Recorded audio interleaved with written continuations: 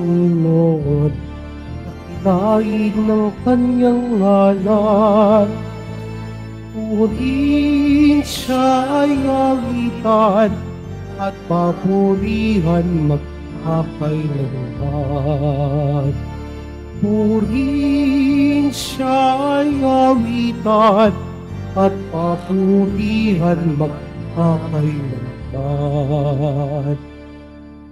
Sa ngalan ng Ama at ng Anak at ng Espiritu Santo. Amen. Ang pagpapala ng ating Panginoong Hesukristo, ang pag-ibig ng Diyos Ama, at ang pakikipagkaisa ng Espiritu Santo naway sumainyong lahat. At sumaiyo rin. Mga kapatid, tinipon tayo bilang kaanib ng angka ng Diyos. Kaya dumulog tayo sa maawaing Panginoon na nagpapatawad ng lubos. Sinugong tagapagpagaling sa mga nagsisisi, Panginoon, kaawaan mo kami. Panginoon, kaawaan mo kami. Dumating na tagapag-anyayang mga makasalanan ay magsisi, Kristo, kaawaan mo kami. Kristo, kaawaan mo kami. Nakaluklok ka sa kanan ng Diyos Ama para ipamagitan kami. Panginoon, kaawaan mo kami. Panginoon, kaawaan mo kami. Kaawaan tayo na makapangyarihang Diyos, patawarin tayo sa ating mga kasalanan at patnubayan tayo sa buhay na walang hanggan. Amen. Manalangin tayo. Ama naming makapangyarihan, gawin mong lagi naming matapat na sundin ang loob mo upang kami wagas na makapaglingkod sa iyo. Sa pamamagitan ni Jesucristo, kasama ng Espiritu Santo, magpasawalang hanggan. Amen. Magsiupo muna po ang lahat.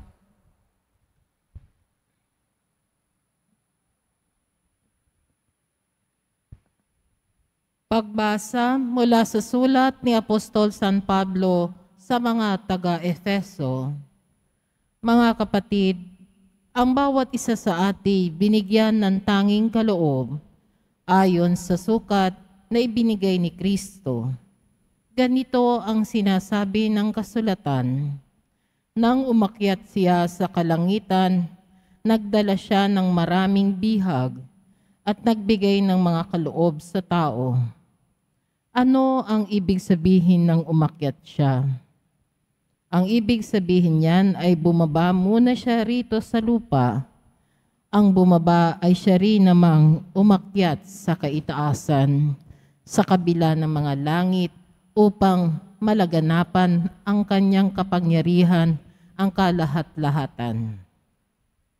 At ang iba'y ginawang apostol, ang iba'y propeta, ang iba'y ebanghelista, ang iba'y pastor at guro.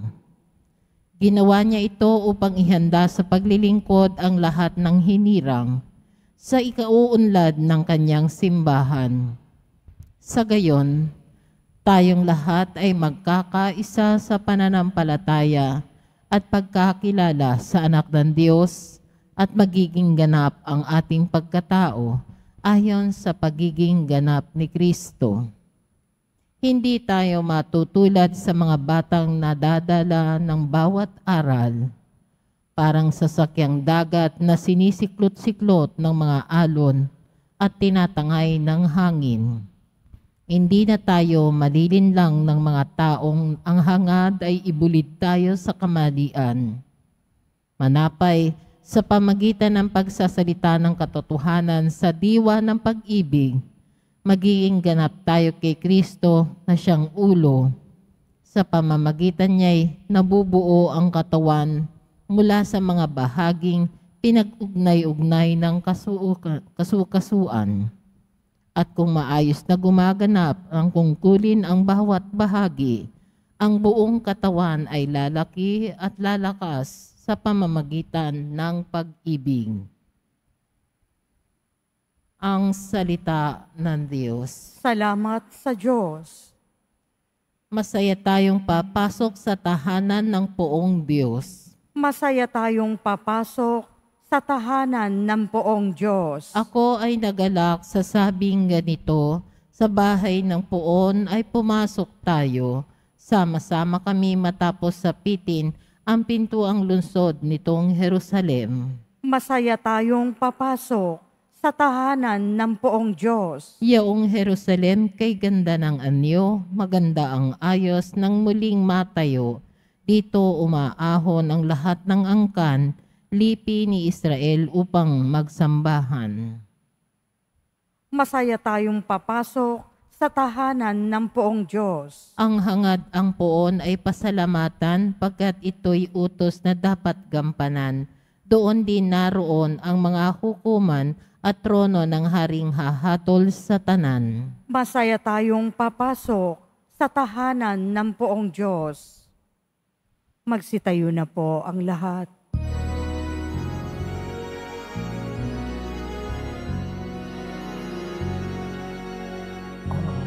Hallelujah, Hallelujah, Hallelujah, Hallelujah.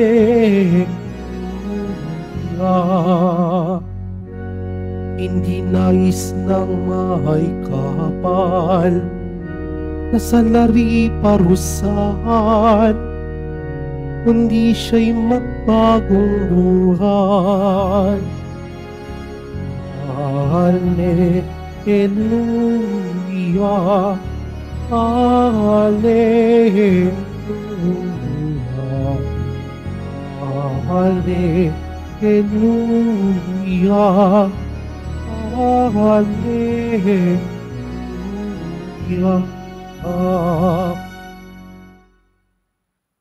Sumainyo ang Panginoon. At sumaiyo rin Ang mabuting balita ng Panginoon ayon kay San Lucas. papuri sa iyo, Panginoon. Dumating noon ang ilang mga tao at ibinalita kay Jesus na ipinapatay ni Pilato ang Galileo o ang ilang Galileo samantalang ang mga ito'y naghahandog sa Diyos. Sinabi niya sa kanila, akala ba ninyo hinggit na makasalanan ang mga Galileyong ito kaysa ibang mga taga-Galilea dahil gayon ang sinapit nila? Hindi, ngunit sinasabi ko sa inyo, kapag hindi nyo pinagsisihan at tinalikdan ang inyong mga kasalanan, mapapahamak din kayong lahat. At ang 18 namatay nang mabagsakan ng tore sa Siloe, sa akala ba ninyo higit silang makasalanan kaysa ibang naninirahan sa Jerusalem? Hindi. Ngunit sinasabi ko sa inyo, kapag hindi ninyo pinagsisihan at tinalikdan ang inyong mga kasalanan, mapapahamak din kayong lahat. Sinabi sa kanila ni Jesus ang talinhagang ito, may isang tao na may puno ng igos sa kanyang ubasan. Minsan, tiningnan niya kung may bunga ito, ngunit wala siyang nakita. Kaya't sinabi niya sa tagapag-alaga ng ubasan, 3 taon na akong pumaparito at naghahanap ng bunga sa punong ito, ngunit wala akong makita. Putulin mo na. Nakasisikip lang yan. Ngunit sumagot ang tagapag-alaga, huwag po muna nating putulin sa taong ito. Huhukayan ko ang palibot at lalagyan ng pataba. Kung mamumunga po ito sa darating na taon, mabuti. Ngunit kung hindi, putulin na natin. Mga kapatid, ang mabuting balita ng Panginoon. Pinupuri ka namin, Panginoong Hesukristo. Magsiupo muna po ang lahat. Welcome po sa Minor Basilica National Shrine of Jesus Nazareno at magandang umaga sa inyong lahat. Mga kapatid, isa sa mga pinakasimpleng mensahe ng ating ebanghelyo at mga pagbasa ngayon ay ang pagbabagong buhay. Magbagong buhay na tayo. Sabi dito sa ating Alleluia, hindi nais ng may kapal na sarili parusahan, kundi siya'y magbagong buhay. Itong linggo na ito, mula Lunes hanggang kahapon, magpahanggang ngayon, ang mga pagbasa natin, lalo ng Ebanghelyo, ay patungkol sa paghahanda sa pagdating ng ating Panginoon. At ang paghahandang ito, ang tinutukoy na paghahandang ito, ay yung pagdating niya sa buhay natin sa dulo ng ating buhay. Ibig sabihin, sa pagkamatay natin, syempre, pag namatay tayo, kukunin tayo ng Panginoon. At yung sinasabi dito, at ang pinapaalala sa atin sa buong linggong ito ay maging handa. Ngayon naman, itinuturo sa atin ang ating Ebanghelyo kung papaano maging handa o ang isa sa mga paraan na maging handa sa kanyang pagdating. At ang isa sa mga paraan na ito ay ang pagbabagong buhay. Pagbabagong buhay.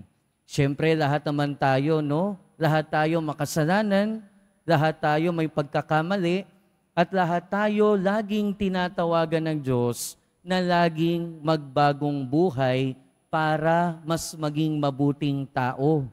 Isa sa mga lagi kong sinasabi kapag merong nagkukumpisal sa akin ay ito. Lagi kong sinasabi, ang panawagan sa atin ng Diyos ay kahit lagi tayong nagkakasala, kahit lagi tayong nagkakamali, ang importante, sana mas mabuti tayo ngayon kesa nung huli tayong nagkumpisal. Ibig sabihin, sana mas mabuti tayo ngayon kesa sa kahapon. Sana nagsusumikap tayo na maging mas mabuti ngayon kesa sa kahapon. Dahil kung mas masama tayo kesa sa kahapon, o kasing sama tayo ng ngayon kesa sa kahapon, ay parang baliwala din yung buhay natin. At ang panawagan sa atin ngayon, ng ating Panginoon, mamuhay sa bawat araw na para bang nagsisisi, o hindi para bang na nagsisisi sa ating kasalanan, sa ating mga pagkakamali. Kaya nga ang paalala sa atin ng ating Panginoon ngayon, sa ating Ebanghelyo, ngunit sinasabi ko sa inyo, kapag hindi ninyo pinagsisihan at tinalikdan ng inyong kasalanan, mapapahamak din kayong lahat. Ibig sabihin, mamuhay sa bawat araw na pinagsusumakitan at pinagsisikapan na mas maging mabuting tao. At nakakabuti yun sa atin dahil unang-una, katulad ng mga nangyari dito, sa mga tao sa ating Ebanghelyo, mga nakaranas ng trahedya. Pinapatay ni Pilato habang naghahandog. Yung iba naman nabagsakan nung poste o nagbagsakan nung gusali habang nagko-construct. Meaning, hindi talaga natin alam kung kailan darating ang trahedya sa atin. At pag dumating yung trahedya sa atin, hindi natin alam kung mabubuhay pa tayo o hindi. Sa buong linggong ito, iisa yung sinasabi ng ating mga pagbasa. At yun ay hindi natin alam kung kailan darating ang Panginoon sa ating buhay. At dahil nga hindi natin alam kung kailan, ano yung panawagan sa atin? Araw-araw magsumikap tayo at pilitin natin na mas maging mabuting tao. Kapag tayo nagsusumikap na mas maging mabuting tao sa bawat araw, mas nagiging dispose tayo o mas nakakatulong ito na maging handa sa pagdating ng ating Panginoon. Ang pamumuhay na nagsusumikap na mas maging mabuting tao ay pamumuhay din na taong pinatawad. Kasi tayo mga makasalanan, pero lagi nating tatandaan, hindi lang tayo mga makasalanan, tayo ay mga pinatawad na makasalanan. At kung tayo ay nagsusumikap na mas maging mabuting tao bawat araw, tayo din ay namumuhay bilang pinatawad ng mga tao. At sa mga ito ay mga nakakatulong para tayo ay maging handa na kahit kailan man dumating ang ating Panginoon sa buhay natin, kaya natin siyang tanggapin at tayo ay handa na sumama sa Kanya. Mga kapatid, sa pagpapatuloy ng ating buhay, ang paalala sa atin ng ating ebanghelyo at mga pagbasa, mamuhay tayo sa bawat araw na nagsusumikap para magbagong buhay. Mamuhay tayo sa bawat araw na nagsusumikap na mas maging mabuting tao. At sa ating pagsusumikap na mas maging mabuting tao sa bawat araw, tayo ay lalong nagiging handa sa pagdating ng ating Panginoon. At sa ating pagiging handa sa pagdating ng ating Panginoon, kahit kailan siya dumating, tayo ay handa na sumama sa Kanya. Amen. Magsitayo na po ang lahat.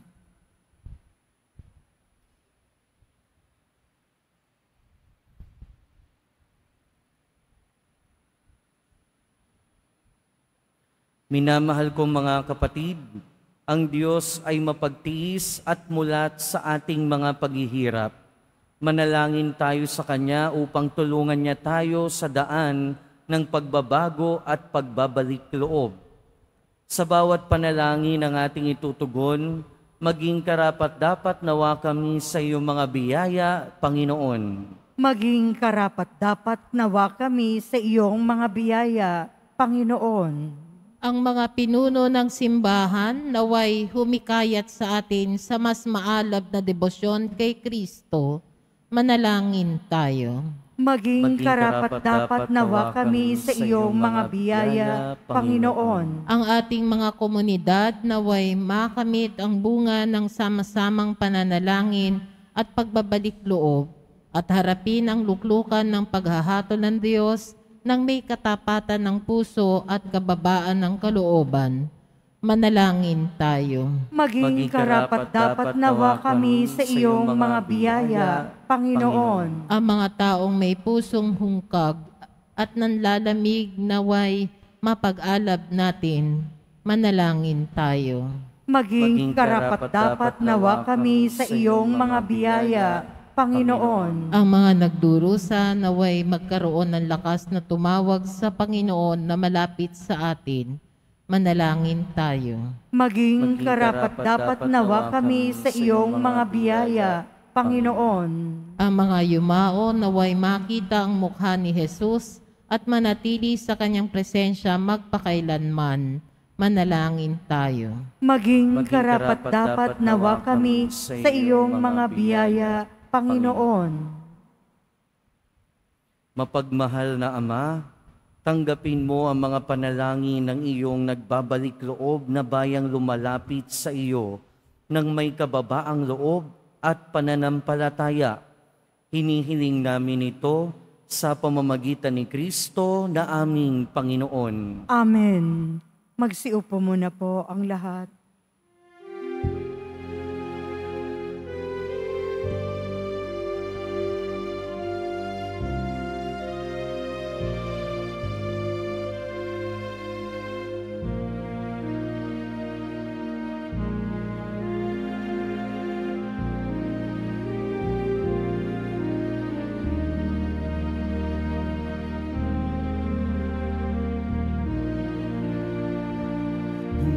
Tinapay at alak kamula sa'yo, hinihangin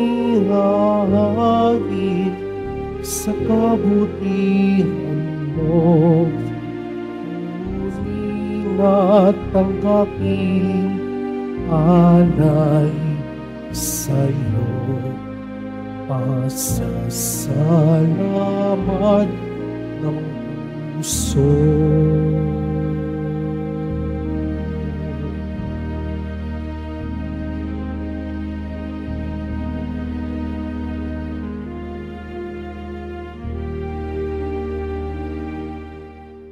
Magsitayo na po ang lahat.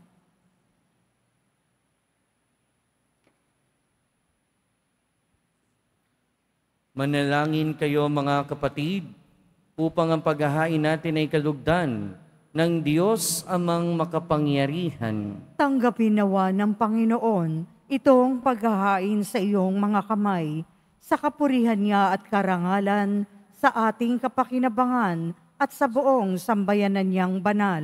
Ama naming lumikha, ipagkaloob mong ikaw ay aming kusang mapaglingkuran sa paghahain namin ng mga alay na iyong bigay, upang kami dalisay ng iyong pagmamahal sa paglilingkod namin ngayong ginaganap ang banal na pagdiriwang sa pamamagitan ni Jesucristo kasama ng Espiritu Santo, magpasawalang hanggan. Amen. Sumainyo ang Panginoon. At sumaiyo rin. Itaas sa Diyos ang inyong puso at diwa. Itinaas na namin sa Panginoon. Pasalamatan natin ang Panginoong ating Diyos. Marapat na siya ay pasalamatan. Ama naming makapangyarihan, tunay ngang marapat na ikaw ay aming pasalamatan.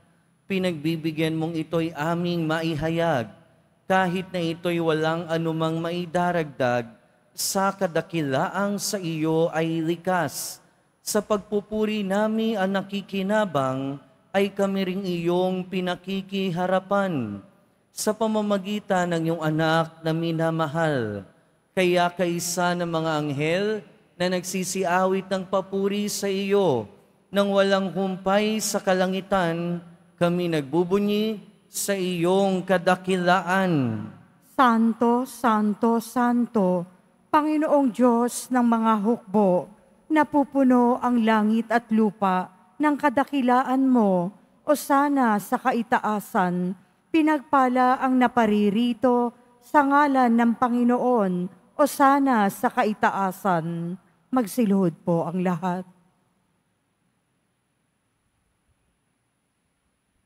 Ama naming banal, ikaw ang bukal ng tanang kabanalan.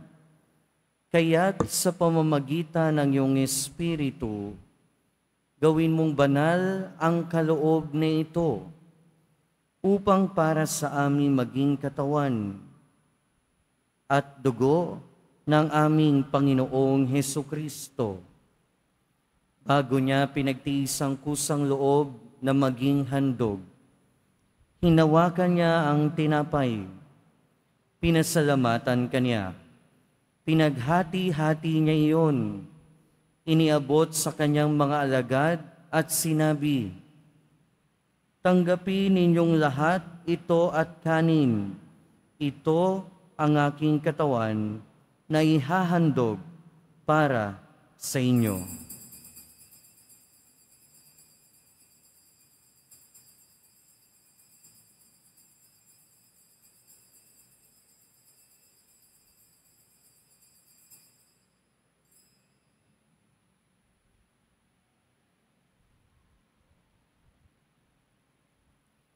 Gayon din naman nung matapos ang hapunan, hinawakan niya ang kalis, muli kanyang pinasalamatan. Iniabot niya ang kalis sa kanyang mga alagad at sinabi, "Tanggapin ninyong lahat ito at inumin. Ito ang kalis ng aking dugo, ng bago at walang hanggang tipan.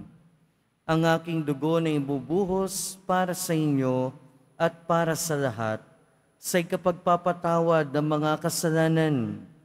Gawin ninyo ito sa pag-alala sa akin."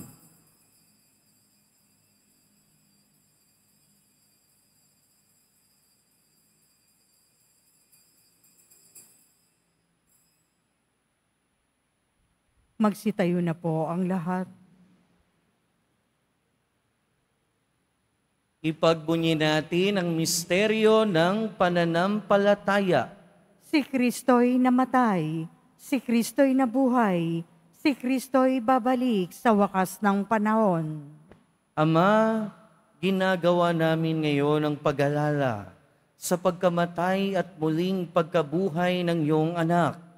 Kaya tiniaalay namin sa iyo ang tinapay na nagbibigay buhay at ang kalis na nagkakaloob ng kaligtasan. Kami nagpapasalamat dahil kami iyong minarapat na tumayo sa harap mo para maglingkod sa iyo. Isinasamo namin kaming magsasalo-salo sa katawan at dugo ni Kristo ay mabuklod sa pagkakaisa sa pamamagitan ng Espiritu Santo. Ama, lingapin mo ang iyong simbahang laganap sa buong daigdig. Puspusin mo kami sa pag-ibig kaysa ni Francisco na aming Santo Papa at ni Jose na aming Obispo at ng Tanang Kaparian. Alalahanin mo rin ang mga kapatid naming nahimlay nang may pag-asang sila'y muling mabubuhay, gayon din ang lahat ng mga pumanaw. Kaawaan mo sila at patuloyin sa iyong kaliwanagan. Kaawaan mo at pagindapating kaming lahat na makasalo sa iyong buhay na walang wakas. Kaisa ng mahal na Birheng Maria na Ina ng Diyos, ng kabiyak ng puso niya si San Jose, kaisa ng mga apostol, ni San Juan Bautista, at ng lahat ng mga banal na namuhay dito sa daigdig ng kalugod-lugod sa iyo, maipagdiwang nawa namin ang pagpupuri sa ikararangal mo sa pamamagitan ng iyong anak na aming Panginoong Hesukristo.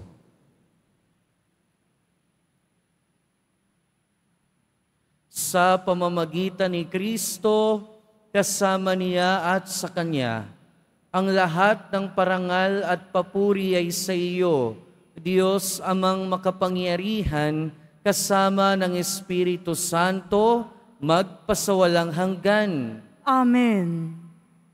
Sa tagubilin ng mga nakagagaling na utos at turo ni Jesus na Panginoon natin at Diyos, ipahayag natin ng lakas loob. Ama namin, sumasalangit ka, sambahin ang ngalan mo, mapasa amin ang kaharian mo, sundin ang loob mo dito sa lupa para nang sa langit.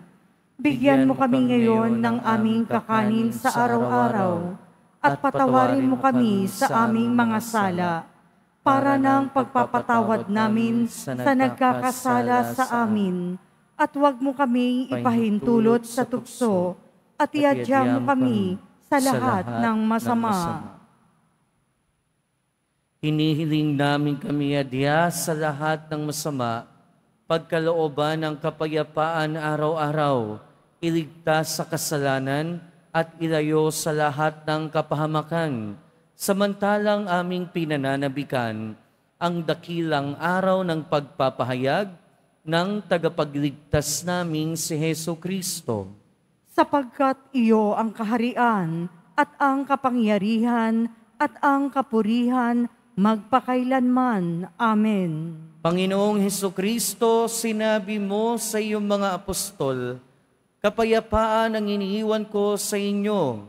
Ang aking kapayapaan ang ibinibigay ko sa inyo. Tunghayan mo ang aming pananampalataya at huwag ang aming pagkakasala. Pagkalooban mo kami ng kapayapaan at pagkakaisa ayon sa iyong kalooban, kasama ng Espiritu Santo, magpasawalang hanggan. Amen. Ang kapayapaan ng Panginoon ay laging sumainyo. At sumaiyo rin. Magbigayan tayo ng kapayapaan sa isa't isa. Peace be with you po. Kordero ng Diyos na nag-aalis ng mga kasalanan ng sanlibutan, maawa ka sa amin. Kordero ng Diyos na nag-aalis ng mga kasalanan ng sanlibutan, maawa ka sa amin. Kordero ng Diyos na nag-aalis ng mga kasalanan ng sanlibutan, ipagkaloob mo sa amin ang kapayapaan. Magsiluhod po ang lahat.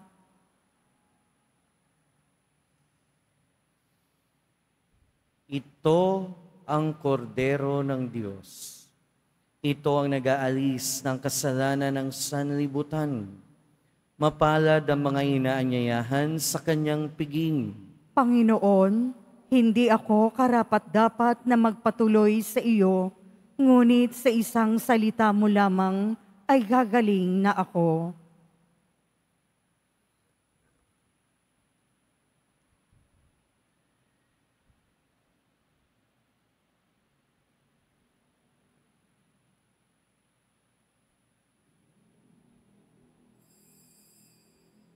Para po sa lahat ng tatanggap ng banal na komunyon, sasagot po tayo ng amen. Pagkasabi ng pari o ng lay minister ng katawan ni Kristo at isubo agad sa bibig bago umalis sa harapan ng pari o lay minister, sumunod po tayo.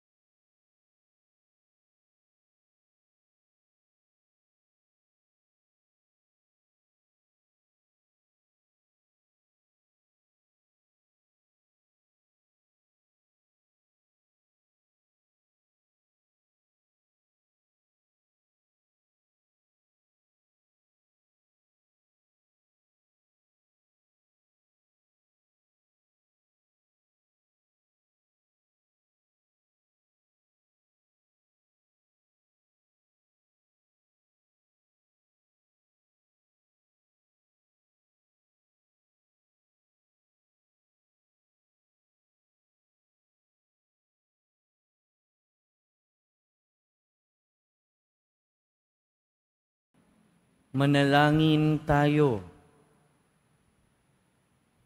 Ama naming mapagmahal, gawin mong sa aming banal na pakikinabang, kami ngayon ay iyong matulungan at mahubog para mamuhay sa kalangitan sa pamamagitan ni Jesucristo kasama ng Espiritu Santo, magpasawalang hanggan. Amen. Sumainyo ang Panginoon. At sumaiyo rin. Mahal na poong Jesus Nazareno, inahayag mo sa pamamagitan ng krus ang walang maliw na pag-ibig ng Diyos sa sangkatauhan. Pakinggan mo ang kahilingan ng iyong angkan na nagsusumamo sa iyo. Makamtanawa nila ang iyong katugunan at tanggapin ang kasagutan na may utang na loob na tinatanaw. Basbasan din po ninyo ang mga daladala nilang imahen at dasalan. Sa pamamagitan ng bendisyon na ito, naway maalaala nila ang mga pangako nila noon sa binyag, na ikaw ang kanilang iibigin at paglilingkuran bilang Panginoon, magpasawalang hanggan. Amen. At pagpalain kayo ng makapangyarihan at mahabaging Diyos, Ama, Anak, at Espiritu Santo. Amen. Humayo kayong taglayang kapayapaan ng Poong Jesus Nazareno. Salamat sa Diyos.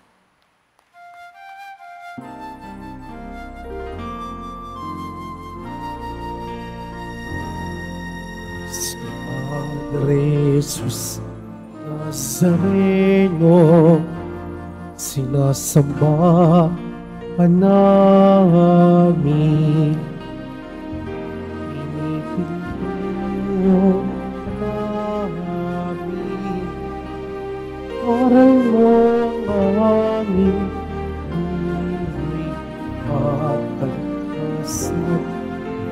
Padre Jesus Nazareno, iligtas mo kami sa kasalanan. Ang puso mong pinamatayan ay sagisag ng aming kaligtasan. Nuestro Padre Jesus Nazareno, narangal ang namin. Nuestro Padre Jesus Nazareno, inuwalhanan namin.